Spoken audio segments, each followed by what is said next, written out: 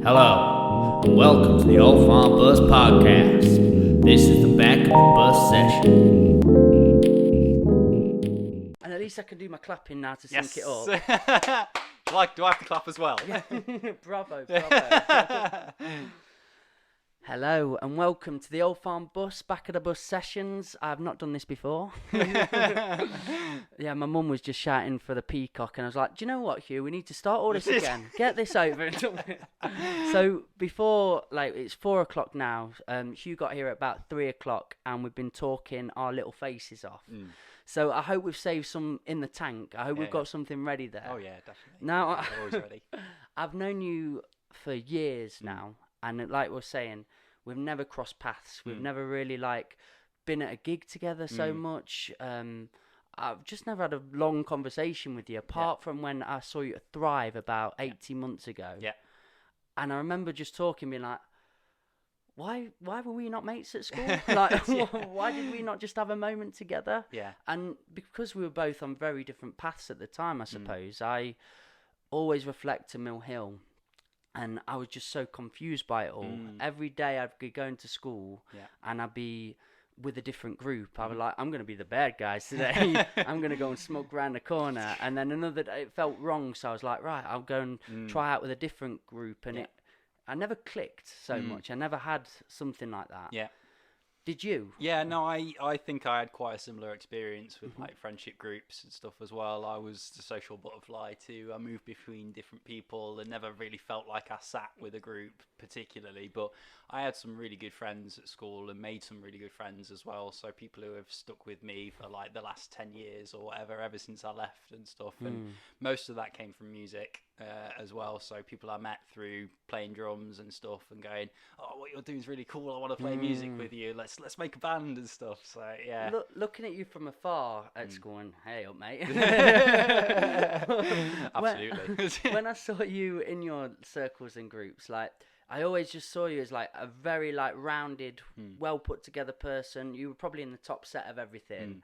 And we were so polar because I was in the bottom set for everything, but we were nice people. So I knew you had a good heart, but I just wondered how you were so intelligent. Just why is that guy just going around and you're getting all the merits and things?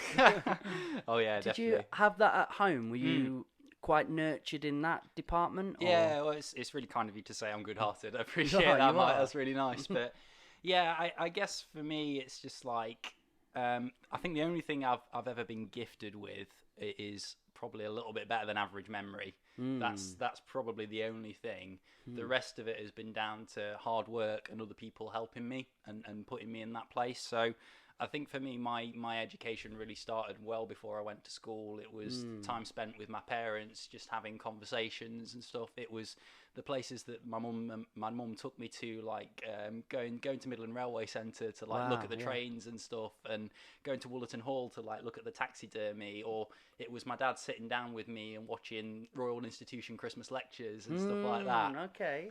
But I think probably the biggest thing that my mum instilled in me is my favourite question when I was a kid was why. Why is that like that? Why is that like that? But sure. I think she never dismissed me. She never said, oh, stop asking questions, don't worry about it, it doesn't matter. She always said, oh, this is why this is like that. Or she said, well, I don't know, let's go and find out. Oh, mate, you're feeding my soul here, that stuck with me throughout my whole life. It's just I don't get that. I need to learn more about it, so I will. So I'll go and read something, or I'll go and find out, or I'll talk to someone.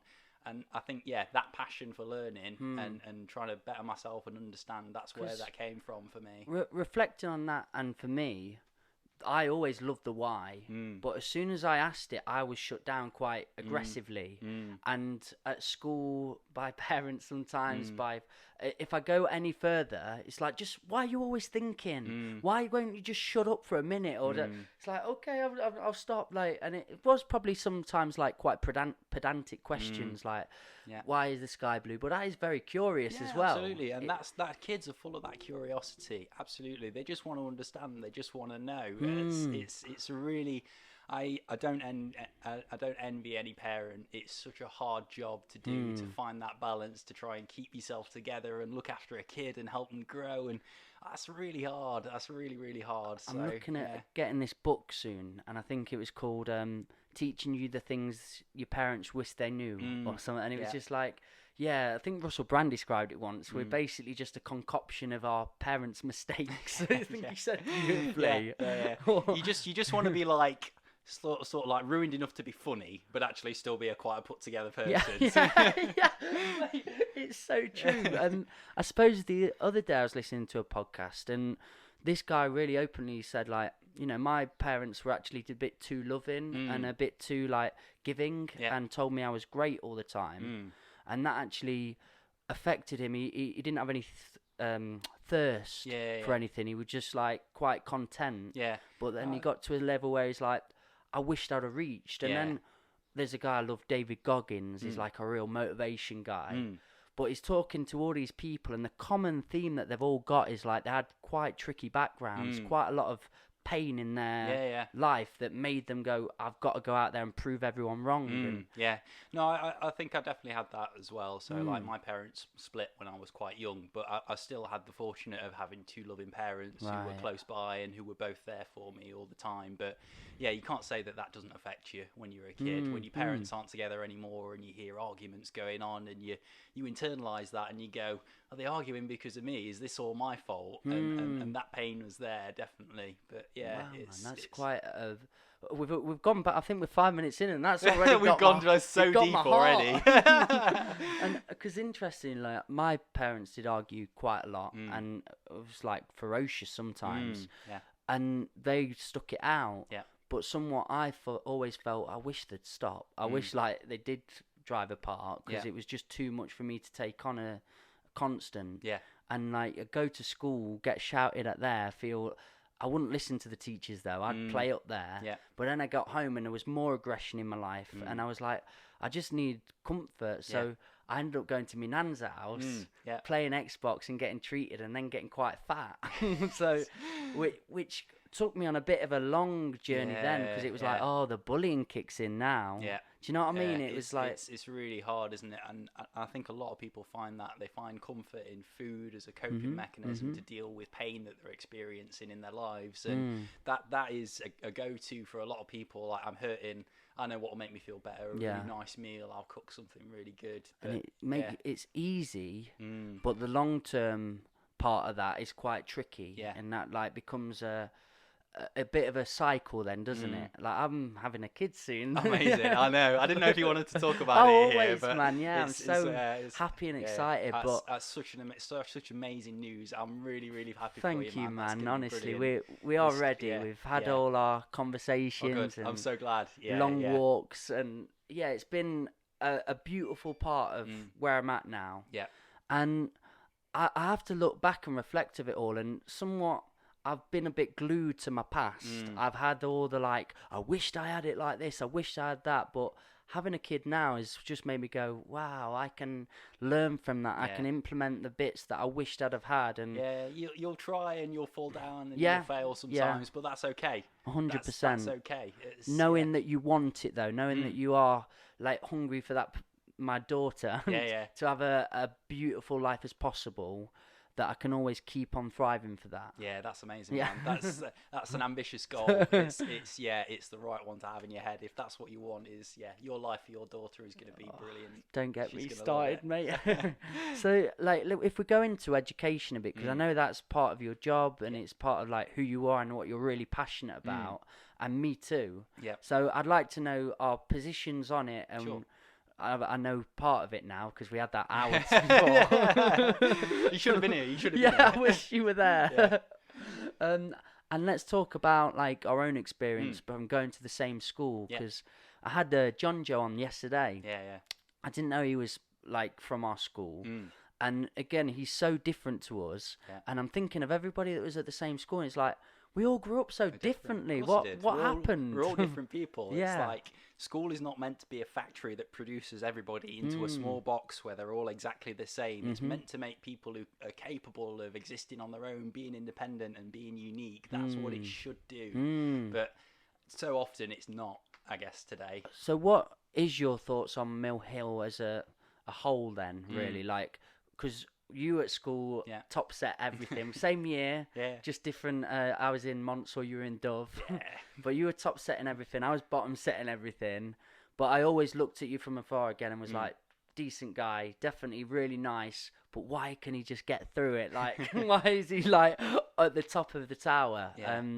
So what was your recollection from? For me, school I think was a really mixed bag, particularly Mill Hill as well. So I had really good experiences in Mill Hill with some fantastic teachers who really inspired me and were really good role models. And I had the opposite side of that as well, with the bullying and being picked on. But mine was because I was clever and stuff. So because I stood out, because I was different. So do you know what? That's the key word in it, different. Yeah, absolutely. Because Kids you didn't fit into what people thought you should be or should do. So you were singled out. But I think I was lucky that I was picked on because of what I saw as a positive trait. Yeah. So being clever to me, I was like, go on. I saw it as a positive, so I was like, yeah, I am clever, and that's okay. It's okay to be intelligent. It's okay to be thoughtful and to think about things. And I think I wore that as armor throughout most of my school career. Is just like, what you say can't get to my self-esteem because I know in my heart that being clever is a good thing. Yeah. So it's never going to turn me into the, what if they're saying about what is true? It's not going to get to me in my self-esteem, and I'm not going to start to bring myself down because of it. Were you helped to build that armor? Like, did your family say? Yeah, I think definitely some of the stuff my mum said to me when I was a really young kid, and some of this stuff started to come out as I was starting to grow into a person and show these things. She was like, yeah, Huw, you are a clever guy, intelligent boy, but yeah, that's such a good thing. It's so important, and yeah, that's really good, and I love you for it. And that just gave me the confidence to say, yeah, it's all right to be me. It's okay to be who I am. So. That's a beautiful thing to get so early on. It helped me massively all through. For me, it was very like dismissive and just sort of like, oh, just don't listen to him. Why would you bother? And it's like, because I'm like 12 and it really matters. I've got spots, I'm looking fat. People are literally like physically being abusive and verbally. Yeah, and I'm so sorry that happened to you, Mike. I genuinely am sorry. And I'm sorry that I was probably a bystander in that and never stood up for you and said, no, this is wrong. Well, it was the institution we were at, like what we were talking about before. It was just a cohesive institution where people came and they didn't build the connections, they didn't build the confidence factor up. They just wanted people to comply. Yeah. And that's what education was for me. It was just if you come here and you can retain information well, you will do well. Yeah. If you can get in the exam and cram it in, because I think, in my opinion, they were just competing against other schools down the road. Of course. And league tables probably played a massive part in the time when we were at school and getting a good Ofsted report and things like that. But I'm not an educator, so I can't speak on behalf of anybody else. This is all obviously my own personal opinion. And it's an important opinion to have. It really is. Yeah, anybody's opinion is important, but it doesn't mean it can't change. It doesn't mean someone can't say something to me and say, actually, no, Huw, you're wrong. This is the reasons why this was going on. And go, okay, yeah, actually, that makes sense. So let's think about some of the teachers. We don't have to say names, but like if you're thinking of a teacher, I can think of one in history who was particularly not very nice to me, and I would class as the bad box. Yeah. But then I'm thinking of a teacher who I think I can name because I loved him so much, Mr. Griffiths, and he was the English teacher and put him in a fantastic teacher box. Yeah. If you had them too, what were the attributes and traits that you would see in both of them that you think education needs? So one of the guys who I would probably put in the good box is the biology teacher, so Mr. Olabodden, if you remember Mr. Olabodden. Don't get Mr. me O. Yeah. Anybody listening to this knows Mr. O. Yeah. It's just like, what an amazing role model to have in like a place like Ripley, which is white, lower class, and we've got all the history of the BNP and everything like that. What an amazing person to have in a classroom as a role model to say, this is what it's about, and I'm going to teach you something, and I'm going to push you and help you and make the most of what you can be as a person. And just cutting in here as well, like thinking of our school, like how many people did we see from like the BAME community, like throughout our years really there? Really few. There was very few people from the BAME communities. Like a couple of people I can think of, or people Probably from mixed race three. backgrounds. I think three, Yeah, or I can honestly think of. So having somebody like that as a role model to be a part of it, it's like I think what? that guy is responsible for the opinions of a lot of people our age about people from different backgrounds. When and they're stuff. sticking up for people at the minute in BAME, it's that a lot of them are probably basing it on like, well, Mr. O was really sound, like he was rapping and tapping and what are the because I never actually had him as a teacher though, just saw him around school and was like, sir, beatbox for us or something. Again, but they're the strong things. They're the connections. They're the moments I'm like, oh, that was a teacher I can reflect to. Yeah. Everything else I can't think of, and bring a teacher up. I'm like, who was that? Oh, I think they told me off once or something. Yeah, but you've only got those negative connotations and associations. When it feels in here, when it feels in the heart, and you've had like a moment with a teacher, you're like, oh, that's what I think about them. And that relationship that you have with teachers is massively important, and I think it's really undervalued today in society. We don't value teachers and educators enough, and what they do and what they contribute to young minds and stuff. I think building the future. Absolutely. Anybody who's coming through their youth, their teen years, you're shaping their minds. You're the ones who are going to help them form the opinions that are going to change the world in the next 10, 15 years. So Huw for Prime Minister at the minute on this. Genuinely, I love what you're on about. No, you've got exactly what I wished I would have surrounded myself in a bit earlier on, because like a lot of I'm not being mean to like old friends and stuff, but it was just conditioned mindsets and don't step outside of the box, and always knowing people who you were hanging around with were always quite just a bit more open-minded and would allow you to be a bit more yourself. And I was always felt a bit, I've got to be a certain thing. So it's a pleasure to actually have this moment with you and be like, bloody hell, this is quite power. Absolutely. So that's words for you. It's power, isn't it? It is. I love them. So do I. Carry on with Mr. O as well as an instant of a good teacher. What was he like then?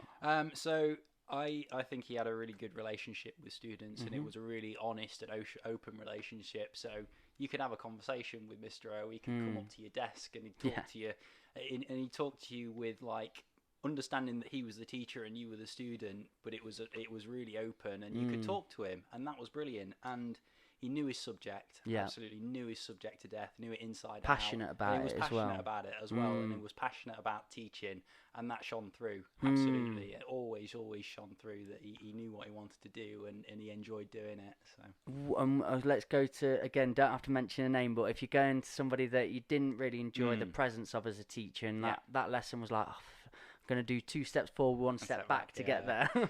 I think it probably comes back to my personality and me. So obviously there were some teachers that I clashed with, and some teachers that thought I was arrogant and bolshy and he's far too big for his boots, and to some extent they were probably right. But there were definitely teachers who that had that opinion of me and thought, right, I'm gonna treat you differently, or I'm not gonna clap for you and stuff like that. But really, yeah. They should never let that on, though. However much a teacher doesn't like a student, however much like they've got resentment towards for whatever reason, they should never let it on. It's interesting though, because I think I learned from that, because it kind of made me introspective about myself and went, maybe I am a bit arrogant. Actually, that's not good. Maybe I should just like dial it back a bit and be a bit more humble and think a bit more before I speak. And I don't need to be the cleverest person in the room. And that's something that I've found more and more in my job and my work today. More often than not, I'm not the cleverest person in the room. There's always someone cleverer than you who knows something different or knows more. And it's not just like facts and knowledge and stuff. It's cultural stuff as well. Someone who knows emotional intelligence and things like that as well. There's always somebody who knows more than you do. And I always want to learn. I want to talk to these people. I want to find out, and it's I interesting. Applaud that. So I take that negative trait from a teacher, but actually it's helped me. So maybe they weren't such a bad teacher after all. Who knows? ingraining into your subconscious there. Yeah, absolutely. Well, they do. It's a really like formative time of your life when you're that young, and those experiences stick with you.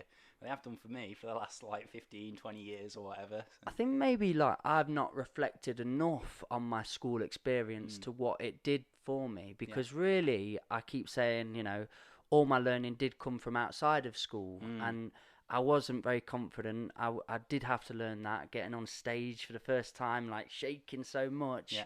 And I would have never discovered poetry if it wasn't for a moment of madness, really. Yeah. I lost a friend, and my dad called me when I was away and telling me loads of things that were going wrong. I was like, oh, well, I'm going to start writing. Yeah. And at school, always dyslexic and stupid and dumb or whatever. So I would never have That's a really harsh opinion to hold of yourself. It That's was what actually you fed saw yourself though. That as, was I won't say the teacher's name, but the story. My mum came into school, and I don't know if I've said this in a podcast, so I'll go in. But she came in for a parents' evening, and everybody wanted to go to the parents' evening of my sister. Yeah. So they're all like, "Yeah, this is great, Beth." My mum and dad are fighting over who gets to see Beth, like teachers, because we're at the same school, 5 years apart. And then, I don't know if you know, but I've got a different second name to my sister. Yeah. They're Mullen Froze and I'm Markham. Yeah. So my granddad's from Persia. Yeah. Now, I go in and none of the teachers know this. So then we sat there, and my mum and the head teacher, or the teacher at the time, were just going mental. They were just shouting like, he can't do it, he can't speak, he can't talk, he doesn't, he can't write. And the head was just going mad at my mum. And then my mum comes back, and you've seen her already out there shouting Stephen. She's sassy.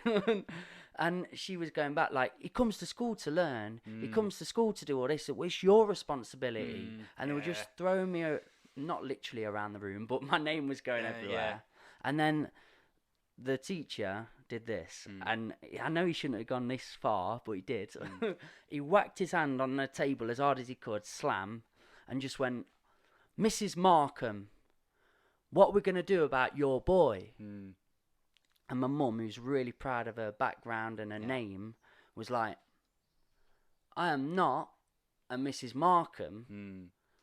I'm a Mrs. Mullen for Rose." Yeah. With the sass.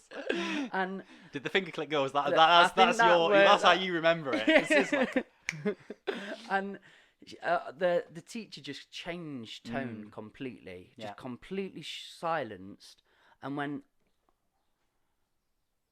Are you Beth's mum?" And the whole room went calm, relaxed, and my mum was like, yeah, I'm proud.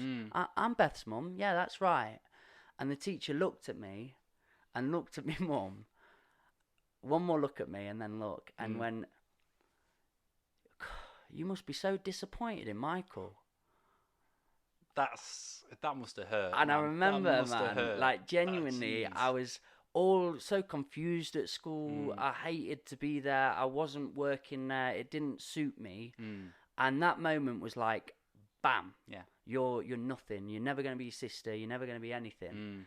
And it burned. So that reflection, though, made me just go, school wasn't my place. Eventually, I got asked to sort of stay away from it a lot of the time. I'd go in a little bit, and then they're like, no, just exclude me or whatever. And it wasn't my place. I wasn't built for it then. Yeah. So I've always just come out like, it was a shocking shit place. I hate it. Yeah. But really, from our conversation just and reflecting on it a bit more and looking at like the teachers that may have give you a little bit of an ego death experience or something. I needed it. Knock you down. Needed it. Yeah. He may have given me a lot of thirst to get some buses, or a lot of thirst to get on a stage or whatever. Yeah, absolutely. It is better to what you said there. Look at the light and look at the positives in all them situations. Yeah, absolutely. It's those experiences shape you, and being able to take something positive from that is much better than getting into that negative spiral of down on yourself and I'm so crap. Great attitude, man. Great attitude to have implemented. It's hard. It's pretty hard to do, and sometimes I can't, and sometimes I get stuck in negative thought patterns and stuff. But everybody does. But yeah, being able to pull yourself out of that is really important. And what do you like? So when we're always on about like the conditioned mindset, or the people in our school or our community and area, what would you say the vision of that is? To be like the perfect form of how people want you to be?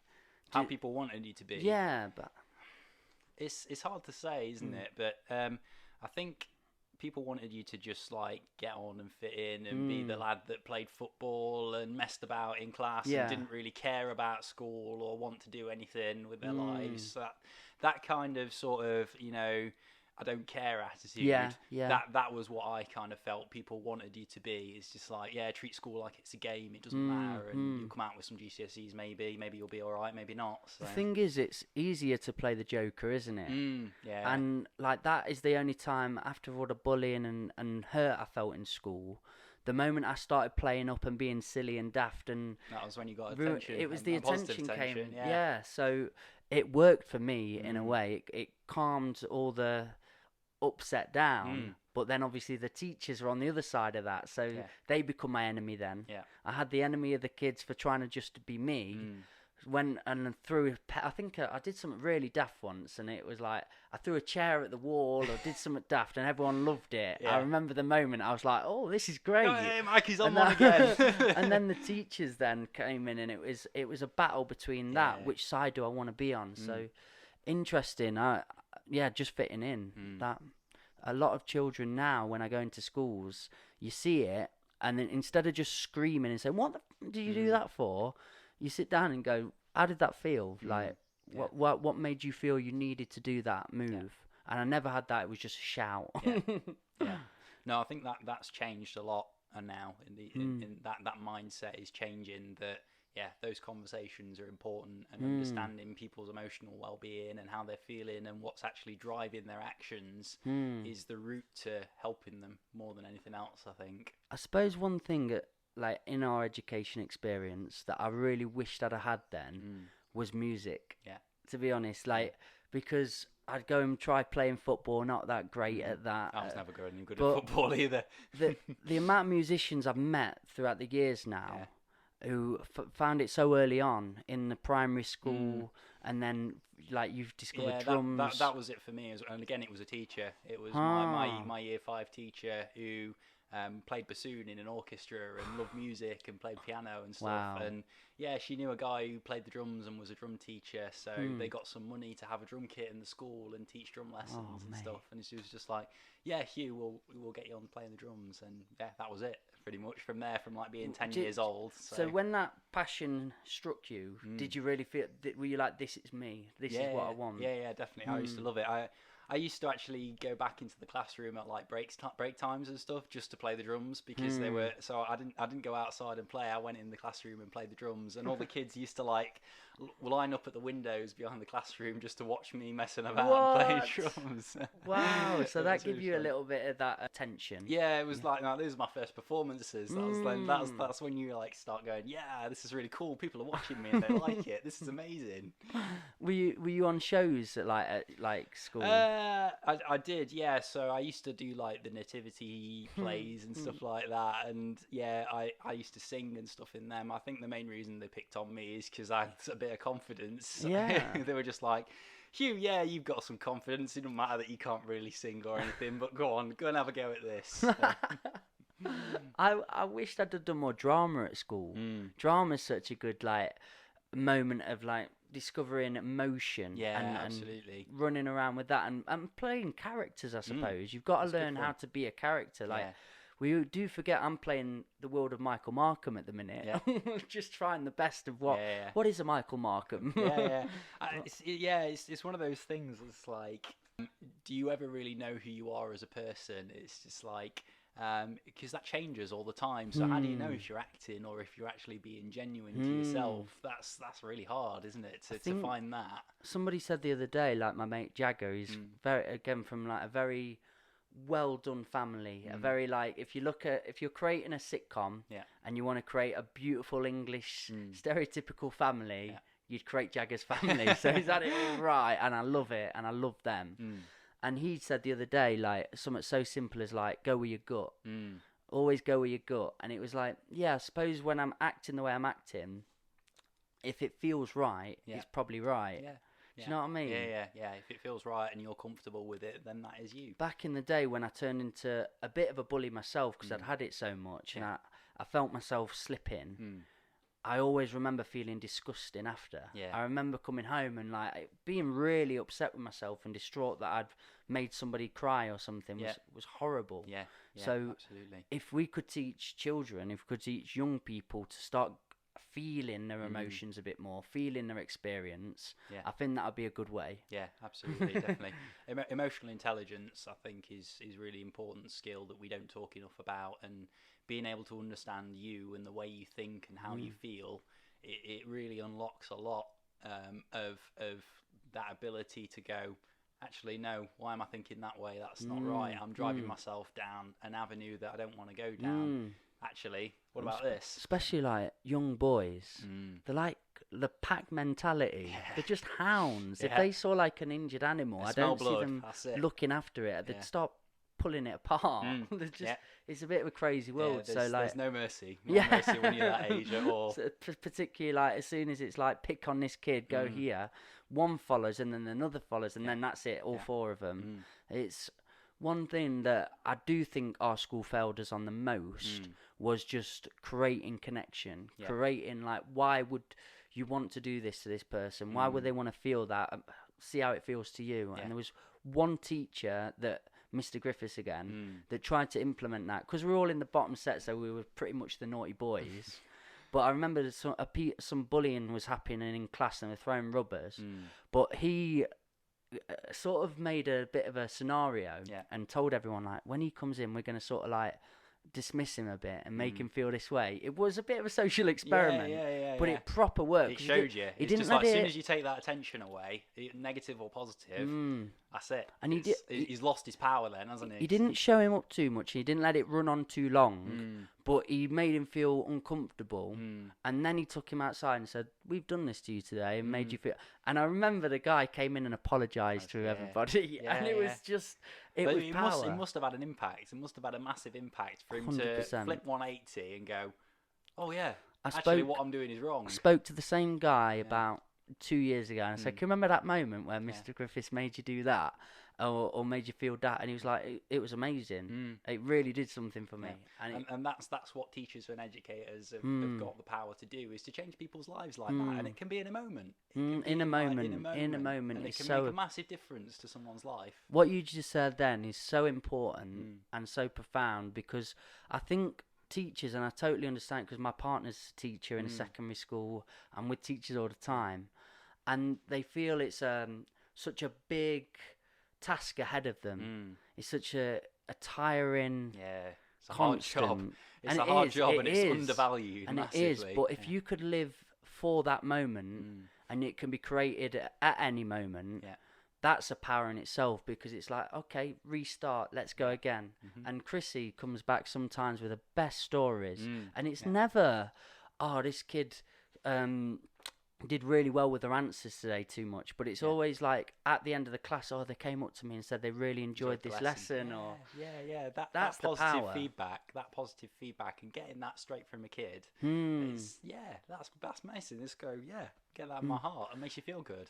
So what is it you do now for a job then? What is your living? So I'm an engineer, so my job is basically about investigating problems and finding solutions to them. So I have to go and look at a broken bit of an engine and go, how did that happen, essentially? And going, right, we need to do this analysis of the materials. We need to look at the thermals in this that are going on. How did that happen? Understand the root cause, and then go, right, now we know why it happened. How do we fix it, essentially, and how do we get there? So that's my job in a nutshell, essentially.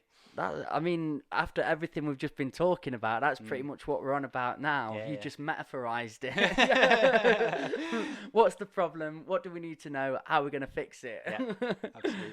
And some things I wrote down then. So STEM.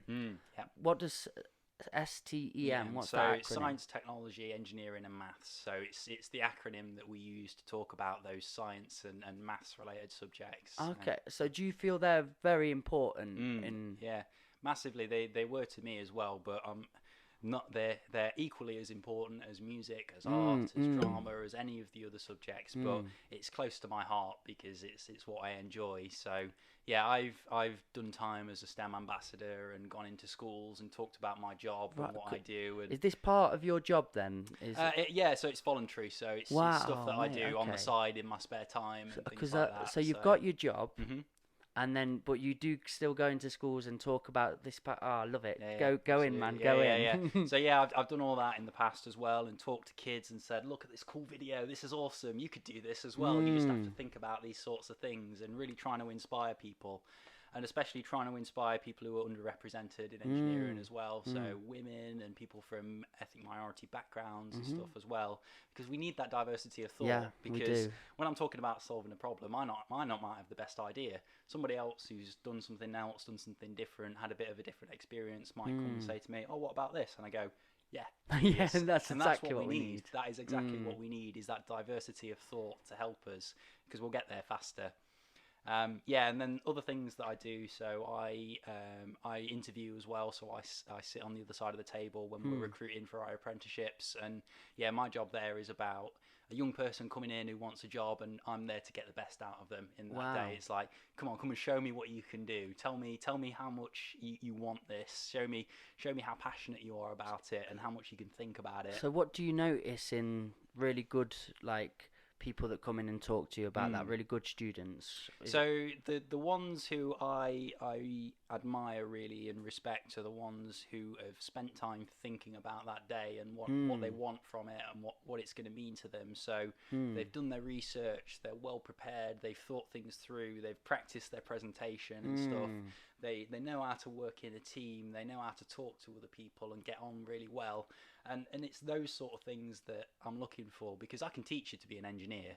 I can teach you everything you need to know, but I can't necessarily give you those interpersonal skills, qualities that you need to have got beforehand, essentially. So yeah, it's a tricky job, but it's really important for me in that role to be ambiguous, to be objective, and to look at the people coming in and going, I'm not going to judge you for anything beyond what you show me today and how I think you can do the job, essentially. And being such an important role. Yeah, absolutely, it really is. But I love it. It's great. But again, these are like, I talk a lot about Martin Illingworth, who's been on the bus and got that book out, Forget School. Yeah. Shout out to Martin. Plug his book. Martin Plug Illingworth, Forget School. Get that book. It's beautiful. And again, something I go around to lots of schools and try and promote, but there are all these qualities that you're just talking about then that I've only just shifted perspective of this is what we need. Because Martin went and met hundreds of self-employed people, young people, entrepreneurs doing it themselves. And he was like, what's school giving you, what hasn't it? Yeah. And the whole theme all ran with confidence and communication skills and networking skills. Yeah. And do you see that in a lot of the young people, that they struggle with that? Absolutely. There's a lot. Some people really do struggle with their confidence, and it's something that's really hard to get experience of. So if you've never been to an interview you're never going to come into that room and be full of confidence. Yeah. You're always going to have those nerves, but it's something that comes with practice. But yeah, it's one of those things that it's just like a little bit of nerves is always good, because that means you care. Yeah, that means I love it matters that. to you. That's a great and it's saying, important. man. And it's like, whenever I play a gig, there's always a little bit of nerves. There's always a little bit, because it matters to me, because I want it to be good. I want people to enjoy it. And you want, the crowd. I was just going to say, that's so important. The feel for me at the minute is there are a lot of schools competing, and as soon as it turns into competition, people are going to fall back to what we know, and that is Ofsted. That is sort of like just getting them through exams and over hurdles. So how do you overtly think like a teacher can put in confidence in the classroom? How can they constantly give ideas to get them up performing or whatever? What would you say? So for me, a big part of like my confidence in that sort of thing came from the opportunities I was given to do that sort of stuff. So the opportunity to stand up on a stage and say something, and the teachers that encouraged me and said, yeah, it's okay, you can do this, I'm behind you. Even if you make a mistake, it doesn't matter, it'll all be okay. That they were the ones that shaped that and said, yeah, you can do it. And then I guess later on, actually doing some training at work and stuff where we were talking about this sort of stuff, interpersonal skills and things. Someone said something to me that really resonated. They said, your confidence is like a muscle. It's something that you can flex. So when you want to be confident, you take that breath, you steel yourself, and you go, yeah, I can do this. Yes. And then you're ready. And that's, confidence is like a muscle. It's like a muscle. Yeah, absolutely. Beautiful. It was a massive, it's like, yeah, I get that. That makes sense. Switch it on. And I've been talking a lot recently about like anxiety and how to like ideas and ways of controlling it, but always training that. Like it's good that people have been able to come out now and be saying like, I suffer with anxiety. Yeah. But a lot I've like clutched onto it and just held on. And it's like, maybe just see it as a part of life. I think what they're describing is nerves, which everyone feels. Yes. Yeah, it's an important distinction to make between what is a normal level anxiety that everybody feels, that I feel, and what is a level anxiety that's going to stop you from living your life, essentially, and is really going to limit you. And I think the fact that we're talking about mental health more, that we're open about it, that we recognise that sometimes people need help, is a massive step forward, and we've got to keep going. We've got to keep going. I was having, and again, I love podcasts because I stumble and I slip and I clumsy and I do all them things. But I was having this conversation yesterday in the car with Chrissy, and because you're somebody I really respect, I like your intelligence, and we could probably get quite a good conversation out of this. But do you think it's good that we talk more? I think talking more is great. But you know, when it's just out in social media platforms, like here's body positivity or here's anxiety or depression, and it's just in the face all the time. A lot of young people, I mean, we're at the highest rates we've ever had of anxiety. We're at the highest rates we've ever had. And maybe that's just because it's more in your face. I didn't know. I would like to talk about this.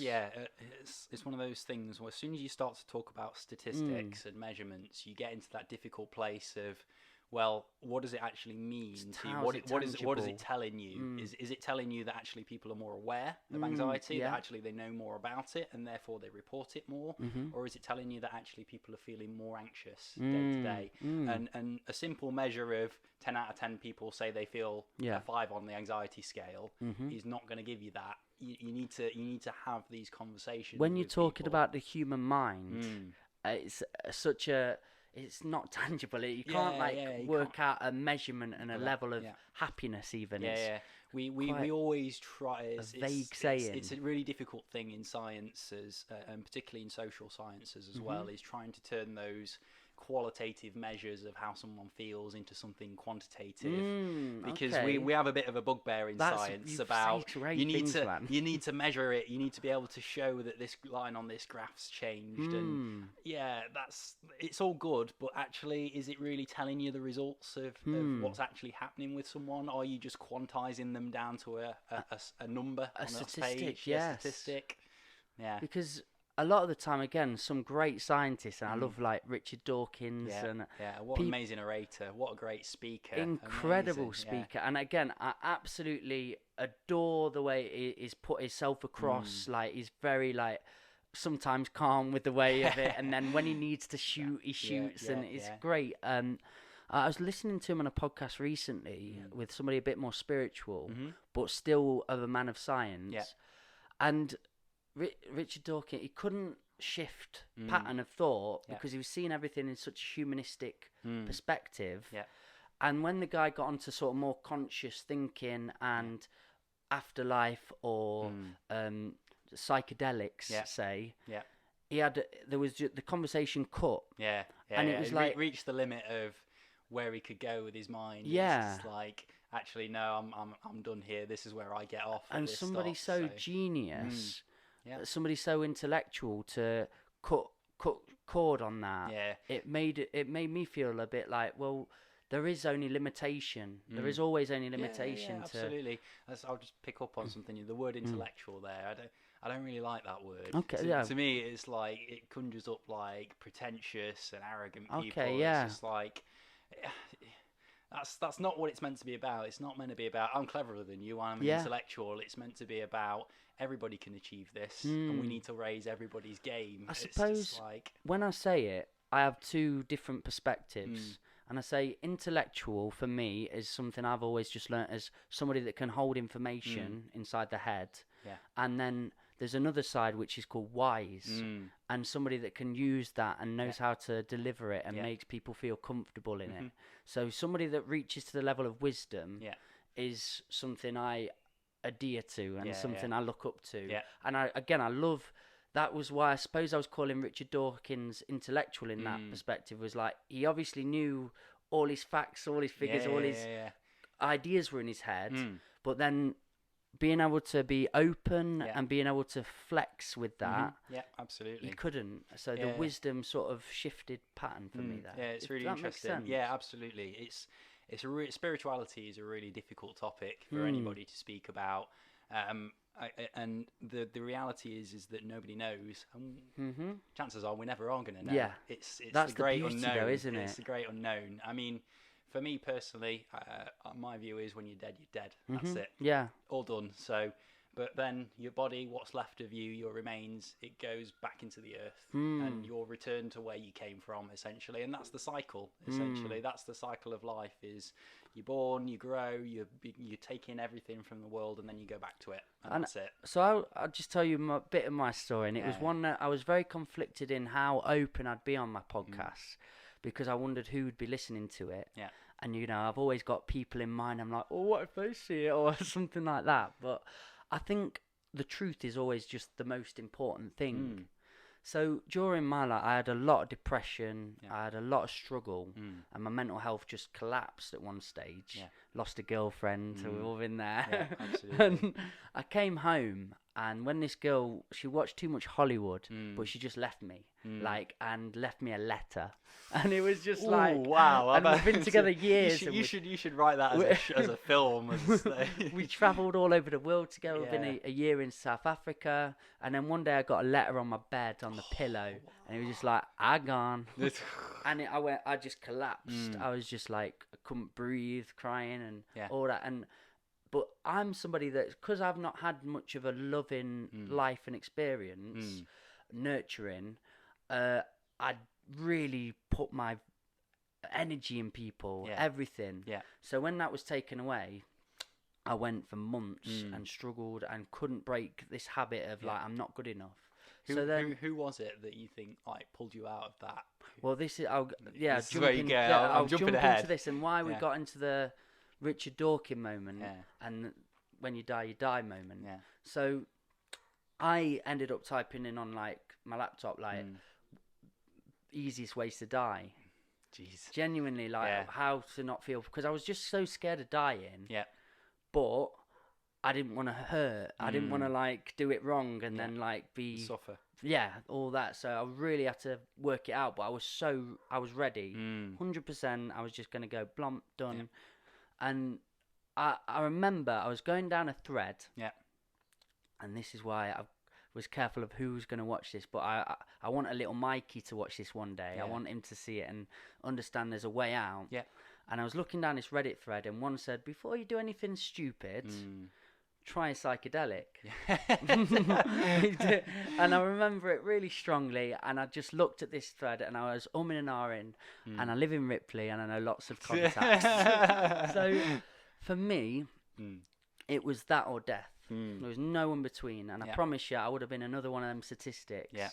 So I clicked on there, I looked out, I got a number, I said, mate, do you know what I could get? And he got me something in. I went home, sat, and I was on suicide watch with my dad, basically. Yeah. It wouldn't let me out. And I'd taken something. I looked across about half an hour later, and I went, Dad, you're going to have to go out the room because I've just taken this substance and your head's turned into a pineapple. Oh, God. But in that night, I experienced in 12 hours more than I'd experienced in 23 years of my life. And there was so many answers and so many questions, and I literally saw a different reality, a different realm. And something happened to me so profound that night that sent me on my way, sent me on another road. I didn't want to die anymore. I was like, there's more to life. There's more than I will ever know. Yeah. And I felt like I died that night. I had a death experience. and I wasn't scared anymore, because when I did, I was like, I'd gone into the ground and I became everything. Yeah. And it made me go, maybe I'm just energy, and that just passes on and moves on constantly, and is an infinite cycle. So whatever my body is, whatever that is, that's gonna eventually decay. And go in. There's a really a quote that is actually Brian Cox I always come back to, and it's one from one of his series where he says we're all just stardust, and there's a scientific truth to that, because the heavy elements are all produced in stars in that atomic fusion reaction. So we're all stardust eventually. That's where we came from, the stuff that makes us up, the matter, and that's eventually where we'll go back to, essentially. And even within that stardust, but then what consciousness came out of, that's even more that science can't measure. That's something extra, like whatever your know is and my know is all coming from a similar place. Again, so then I went down just the world of psychedelics a bit, and I didn't do them all the time, but I was doing them too much. But I started researching and looking at documentaries and looking at books and really going down that path. And there was one, like, people talking about DMT and how somebody in Ripley in a little townhouse could have the exact same experience as what somebody in the Amazon who they'd never met, but they have the exact same answers and questions and go to the exact same place. And that was just the moment I was like, whatever Richard Dawkins says, whatever these guys in science says, I'm always going to go, like your question at the start, but why? And just take it that level further every time. Absolutely. And there's nothing wrong with that. Everybody needs something to believe in. Everybody needs something that they're going to hope for, they're going to want for, that they're going to believe essentially in that. And it doesn't matter what it is, it's all okay. And amen to that, brother. And it doesn't matter whether it's religion, whether it's something spiritual or ethereal, or we don't understand, or if it's nothing, if it's nihilism like me, all of those are okay. Why not? And my golden rule here, if you're treating others as you wish to be treated, you're doing it right in my eyes. And again, whatever makes you sleep at night, whatever environment that puts you in, whatever community that adds you involved in. And I think that for most people, that community part is a massive aspect of feeling the belonging to something, and being a part of something that's bigger than who you are and what you want to be, and the sense of helping each other that you get from that. I think that's a massive part of it, and why people gravitate towards all of those things is because they want that. Have you had a nice community feel? Is that through the music scene? For me, it's through music. That's where I've always had community from. It's like, these are my friends. This is what we do on a Sunday night. We go to a jam night. We play music, and this is definitely. So what was the first band you're in then? What was the very first? So the first proper band I was in. I was in a metal band when I was like 14, and I got on my laptop and like when I want to be in a band, I'll look for a website, and when these guys are cool, they want to look for a drummer to play in a metal band, and I spoke to my mum and said, I've met these guys on the internet, I want to go and meet up with them and start a band. And she was like, not really sure about that. She said, right, I'll come with you then. And we said, right, we'll meet them in Nottingham, we'll meet them by the Lions at the steps of the courthouse, and we'll see if they're all right. And we did. And they were a little bit older than me, but it was awesome. And we went down to the music shop down the road, and I got on a little electric drum kit and started playing. Wow. And just like got the double bass out, and they were like, yeah, man, you're in our band, you are. Mate. Wow. When did you know you were like really good at the drums? Like, when was the moment? I'm not really good at the drums. I'm definitely by no shape of the imagination. If they saw you in that light and they were like, okay, he's in. Yeah. What was the moment you thought, I could be in a... Because you must have looked and thought, I could be in a band. I'm decent enough to keep a 4. Yeah, no, definitely. It's just like, it's just one of those things from music. It always brings people together because you want to play together and bounce off each other. And that's the best part of it, is when you really gel with a band and with a group of people and you're all on it and you're all on fire. That's when the hairs stand up on the back of your neck. I'm getting envy now, man. That's when, when you're in the zone when people talk about being in the zone, that's it for musicians. Is when you know it's good and everybody's loving it. That's an amazing feeling. That's my high. That's me being high on life. That is completely.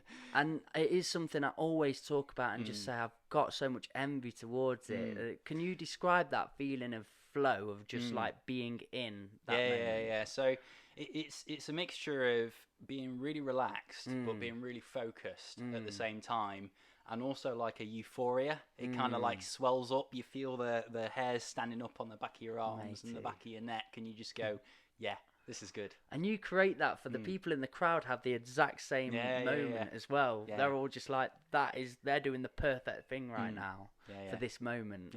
But saying you're envious of it, it's never too late. I like picked up piano about 4 years ago because I wanted to do something different. So if you want to learn an instrument, Mike, you want to sing, go do it. I'm gonna bloody do it now. Go and do it.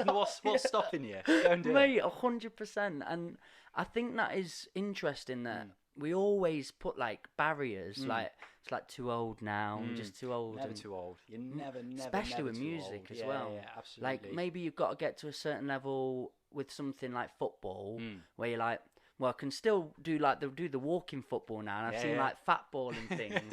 And my dad played veteran. He was like really high level of football for all his life, and I think it was a struggle for him to move on. Yeah, and you know, your body will eventually like get tired, but when it comes to being a writer, doing lyrics, picking up an instrument, you pretty much got that until it's really interesting how that's changed when you look at sports people as well, particularly when you look at the age of them. So if you look sort of like 30, 40 years ago about the age of sportsmen and things like that, particularly like look at racing drivers and stuff, most of them were actually older guys. They were guys who had more experience and more background. It seems to have changed recently that now you look at peak performance and it's young guys who are really at the peak of their physical ability and fitness, and that's what it's all centered on. But actually, there's some damn fit old guys out there. Man. There's guys who run circles around me. I'll tell you that. Try and break the mold. Try and be that guy. I'm getting a guy on soon to come and talk, and I met him at the gym, and he was always like my the wisdom fella. He was always the guy that saw me doing it wrong and came over and just said, listen mate, just try and lift it like this. So I ended up starting like training with him, and he's 50 and he is ripped, and I'm into shreds, and he looks great, and he's always got like a mind full of like quotes and affirmations. So I got a lot of respect for him, and I want to talk to him soon about like just how do you keep the thirst going. And his thirst does, like, I want to be the oldest guy to be able to do this. Constantly just always battling himself for that. I like that competitive streak. So, like, with music then, like, what that band you're in, I'll shut this back on. It's getting bored of us, this one. I want to talk actually a little bit about that as well, the age thing. Because drums, I've tried so many times to give it a go. Do you think that's something ingrained in you? Do you know, like they say, people just to have rhythm, or can you get past that? I'd like to know. I think you can definitely get past that, because I remember once went to New Orleans, which is an amazing place for music and for jazz, and actually went to randomly. We were like, what do we want to do tonight? We want to do something really different. Let's go to this dance class. It's free, and I can't dance for toffee. Absolutely, I'm all left feet. I can't dance for toffee. So. But I can play the drums. So I don't really believe that there's like an innate rhythm in anybody. I think most of it is practice and hard work and dedication and really wanting to do something and wanting to be good at something. I think it's my spirit, like instrument, because when I hear it in a song and it's just like I'm like, I'm in, and I'm really listen. And I feel like the best way is listening to stuff and going, I want to be able to play that. I'm going to put that song on my headphones and I'm going to try and play it. And that for me was a lot of the way I learned to play the drums. Was like listening to music and playing it and playing covers and stuff. And with the drums as well, do you pick up your style? Do people know, oh, that's Huw Williams on the drums? Can you definitely? My style is not flashy. at all. Right, okay. My job as a drummer is to keep the beat and keep everybody on their cues, so we can stay together as a band. So my style is really laid back. Essentially, it's not really many big fills. It's quite listening to other people, knowing when to drop back because they've got a solo and they need to come forward. I think this speaks a lot about your personality, mate. Just in a way, because you're you want the best for that room. You want the best for the setting. You want the people to have the best experience. I've always felt that in you. I want everyone to feel comfortable. So you're a listener, you'll prompt a question. I just like the vibe you create in a room. So you on the drums is I've got to keep everyone together here. I've got to keep that beat going so they can all do their flashy bits. And you don't take your ego on there. It's just you're doing the best in your position. I love that, mate. Now, never to say I've not done a solo and gone, I'm fucking awesome at this. But you've got to have those moments. But most of the time it's laid back. Play what the song needs. That's always been my kind of mantra with drums. Play what the song needs, not what you want to do. Is there any levels of you think you could go up in your drumming at the minute? For me, I kind of made that choice when I was 17, 18, and I went, I really love music, but it's not a career I want to go down. And I made that choice probably out of practicality. Because I went, actually, engineering, there's loads of jobs there, it's well paid, it's interesting, I really enjoy it, that's where I want to go. And for me, music didn't have that stability to it. It was always an unknown, beautiful passion. And that's the way I want to keep it. I love it as a hobby. I enjoy going and playing music and stuff. And just meaning but the level that you're playing at, so you've got the 4/4, keeping it in time, keep going. But I was getting a few drumming lessons just last year, just to try out, and it was a guy. Have you seen Stingray and the J? No, I don't think I have. They played a busking session here, but they're really jazzy. Cool. And this guy was just playing some crazy I've never seen anything like it. It's four hands over here and amazing. Brilliant.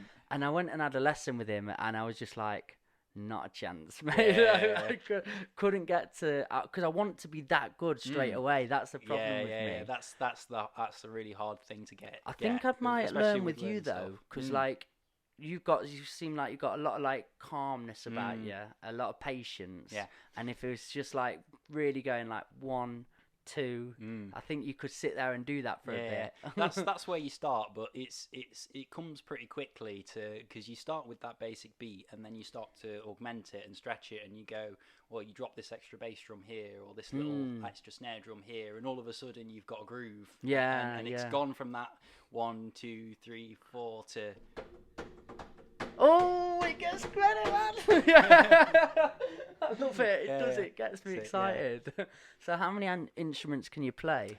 I play drums has always been my main instrument and my background, and I picked up piano about 4 years ago because I wanted to learn a melodic instrument, because I wanted to be able to play stuff for myself, because you can't really do that on drums. Everybody just goes, drum solo, go away. No one listens to that. No, everybody hates a drum solo.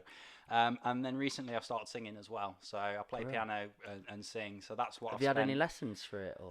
For piano I had lessons, but for singing I've mostly been watching YouTube videos and going, all right, okay. Just finding breathing techniques. Breathing techniques, talking to friends and stuff. So going, asking for feedback and stuff, and going, you've heard me do this. What does it sound like and stuff to you? What can I do that's better? How do I get better at that? So if I was to listen to one of your tracks then, what would the sound be like? I guess for me, it's kind of I like to cover and play things that other people don't play. So particularly on piano as well. So I play things that aren't people wouldn't describe it as pianistic. It's like playing drums but on piano. So it's often really chunky chords and rhythms and stuff like that, and so cool stuff. I'm really excited about this. I know this is one of them really stereotypical interview questions, but who are your influences?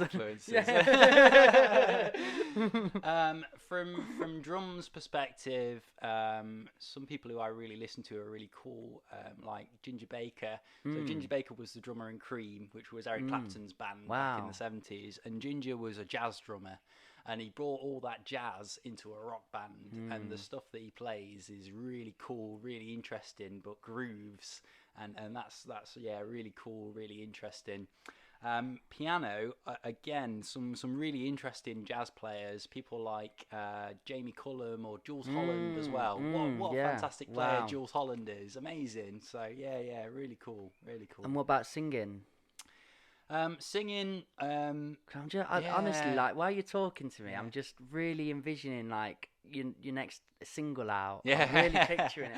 I'm like, One day, definitely, I'll get there. But yeah, I've spent a lot of time like in the last 3 months focusing on like technique and developing and covering other people's songs. But do they give you songs that are quite easy to start on? Or? Yeah, Jen. So I've mostly picked songs that I like and gone, how can I take that song and make it really simple so that I can play it? Essentially, well, it's got these 4 chords in it. Okay, I can learn those 4 chords. This is how the rhythm goes. Cool, I'll play something that's a bit like the song. So I don't worry too much that it's not a perfect representation of their song and what it is. It's mine. It's my interpretation of that song and how I think it should go. And those will all change going forwards. They'll get better as I develop and they'll be different. So you hear me now, but you hear me play the same song in 2 years' time, it'll probably be different. Completely different vibe to it.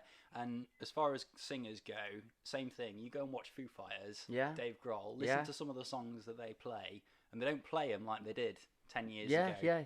They've changed them, they've mixed probably it up. To keep it interesting they keep for them. It fresh for them, playing the same songs, day in, day out, the same songs over and over again. I've done it with poems. I've changed whole lines and just keep shifting it around to like suit that moment and make me constantly thinking. Yeah, being able to do that improv is a massive skill. It takes a lot of confidence and a lot of bravery. So being able to go, actually, I'm going to riff on this, I'm going to do something different, that's massively brave and awesome thing to do. I think one thing I've enjoyed with my musical path now and where I'm going with it, I've had a lot of naivety because I've not had any lessons for anything, or I got kicked out of music class at school. Mr. Pierce wasn't my mate. He was not my mate.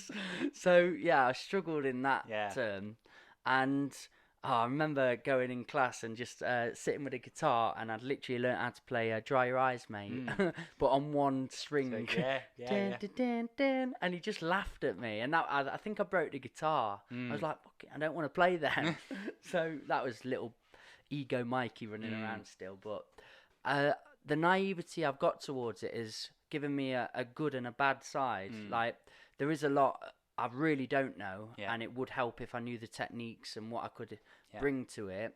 But like when I get sent a track or a song or a piece of music and they're like, oh, would you try spitting on this or try singing on it? I'll put it in places you wouldn't usually do it. Yeah. And a lot of artists, like I work with a guy called Charlie Kirby who's got Mount Street Studio. Yeah. The most amazing studio I've ever been to, man. It was in Nottingham. Yeah. He has Westlife down there and that. But he's like, oh, I really like that about you, man. Like when you send it back, I'm completely never know what you're going to do. Yeah. Yeah, that's really interesting. It's one of those things about if you have very traditional lessons in a very traditional setting, it leads you down to those conventions and this is the way you should do things and the way you should play things. But I think lessons play a really important role in developing technique. And that's why I had lessons when I started out with piano and when I started out with drums as well. But I think eventually you get to a point where you go, I want to go on my own now. I want to do what I want to do and find my way. And there is no greater feeling when that clicks. Do you know, when it's like, okay, I've got that and that now. And I'd had that with poetry and with music. I remember, like, for some reason, when you're trying to rap on a beat, when you just start and you've never done it before, you go American all the time. It's like, can you remember that at school when a teacher would try and rap and it was like, miss, you can't do it like that. But it's like, and now we're rapping to the beat. And that's how I sounded for a long time. Yeah. And then I realised I always loved the streets, and there's something in that. Just streets were really cool. I'm so glad that they've like released new music and stuff as well. Big time. Yeah. And that spoken word, just talking it through, and still realising and recognising the rhythm, and it's there. So don't forget it, because then it just sounds noisy. But you're linked into that, but you're doing the spoken word storytelling side allow it as well. I can really see how that song "Dry Your Eyes, Mate" inspired you. I can really see in that. The day, man, like I forget about like how important Mike Skinner was in my life. And it was all from, I just loved his lyrics. I'd never listened to music in that way before. I always thought, like, what's the point of music? Yeah. What's the point? And then the point of music is what it makes you feel. For me, it's about emotion. That's a real power of music. And I couldn't agree more. Make you laugh, make you cry, make the hair stand up on the back of your neck. So me and my family, or me, my dad and my sister, would always go to little like trips away. Essex, I think we went. Yeah. That was where his friend was. And we all got a CD to take with us every time. And we could, sometimes I had Eminem. Yeah. But one time I'd been given a street CD at like 12. Yeah. I was like, okay, I'll try it. Put it on in the car and we listened to it. And because it was my choice, I really cared about it. Yeah. And I was like, Dad, he's telling a whole story through a whole album. Like, he's looking for a grand. Yeah, it's a concept album. And I never heard anything like that before. So it was like, oh, this is it. You could do anything with music. The possibility is fully endless. Yeah, yeah. That's the beauty. Were you a fan of the Streets then? Yeah, definitely. So yeah, I definitely the popular stuff. So I'm gonna admit to not listening to all their albums, but I've definitely listened to like the stuff that's singles and the popular stuff and enjoyed it. And would your family bring you up to them? Like, what would your family introduce to you? Music for me. So again, a mixed bag of stuff. So my dad was really into like his 70s rock stuff. So things like Nazareth and Cream and bands like that.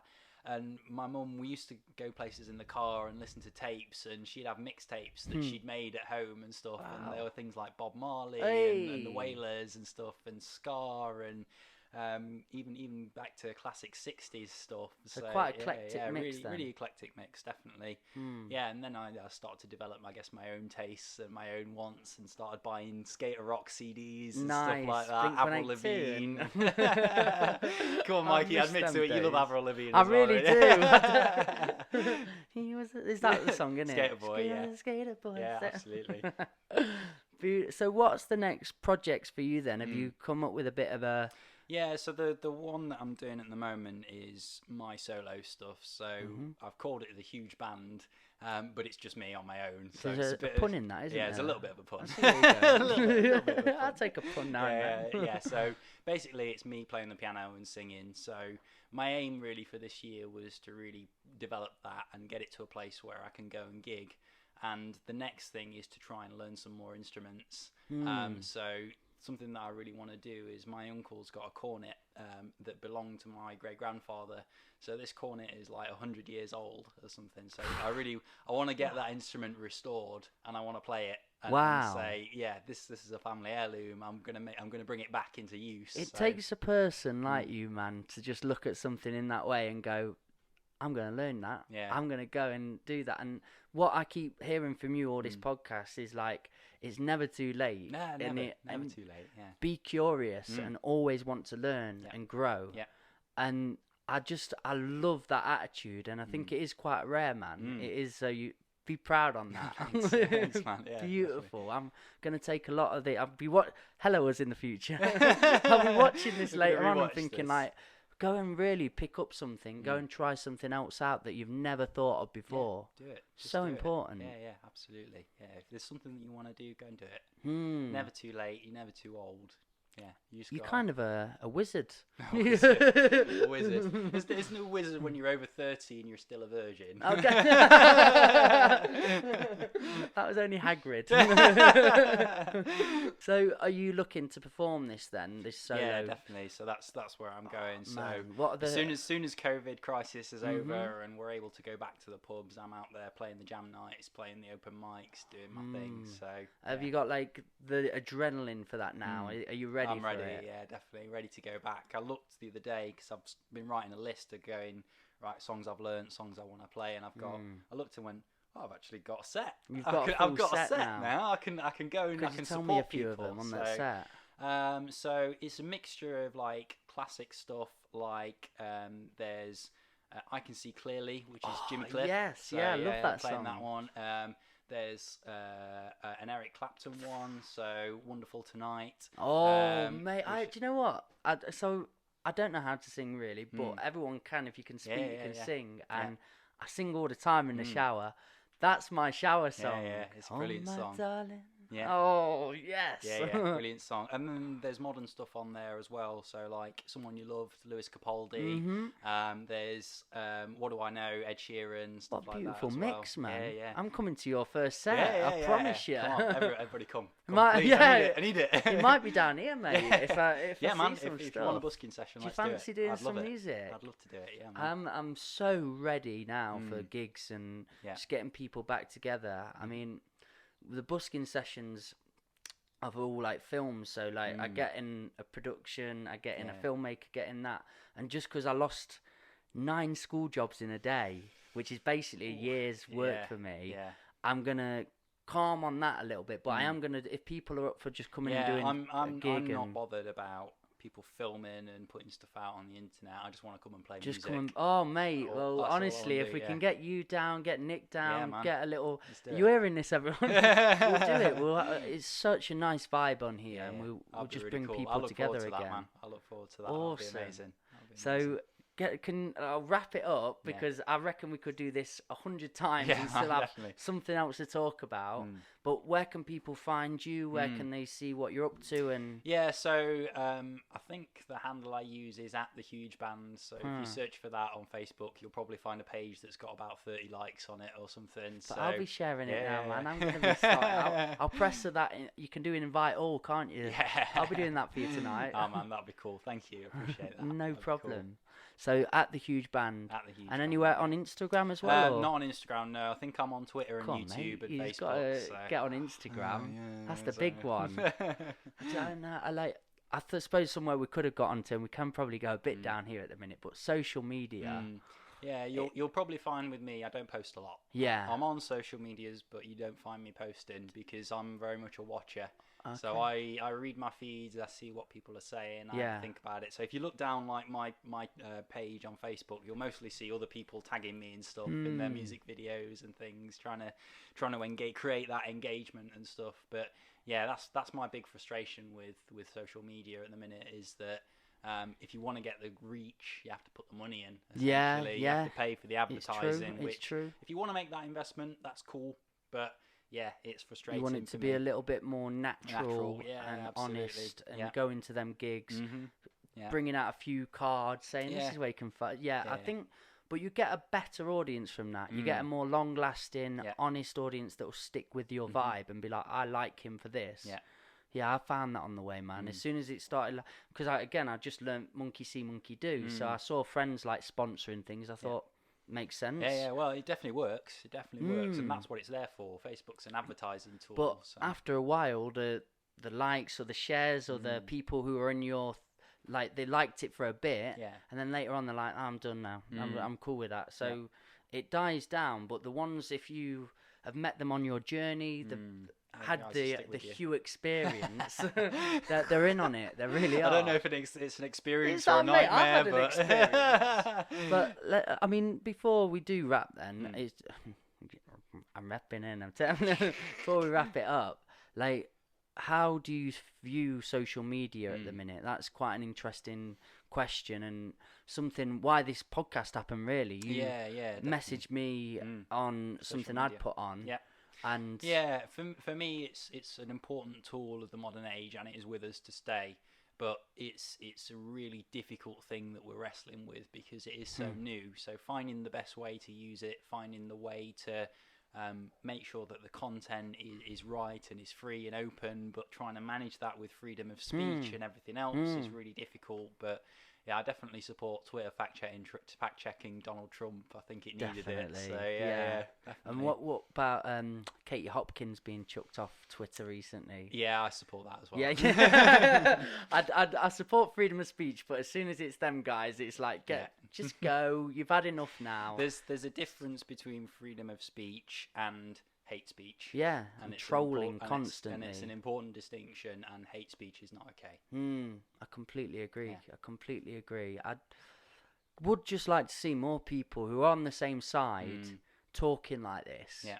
And, it's okay to be wrong. It's okay to make mistakes. It's okay to say things you'll fact check later or think about. But if it's coming from a good place, allow it and stop everybody like putting a gun at each other in different directions and being like, you're wrong, stop, no, you're wrong. And if you all put it in the same place, if you all point it in the same direction, you're going to get a lot more achieved, a lot more done. Definitely. You can't stop the debate. The debate has to go on, and that's how we all learn. That's how we all converse and find out more and grow. So anybody who's shutting down the debate is making it harder for us. Do you write your own lyrics? No, not really. Mate, I'll leave it on this, but please do. I will be listening to everything you say. Please do. Thank you, mate. I really appreciate it. Guys, again, thank you for being here. The Old Farm Bus, Back of the Bus sessions. Huw Williams, you know where to find him now. It's been a pleasure. Don't forget yourself, Mikey. Rhythmical Mike, Michael Markham. Come on, check him out. He's doing all this amazing stuff. We need to support him as well. So we're a team, baby. Absolutely. One love. Cheers. One love. Thank you, man. Peace out, man.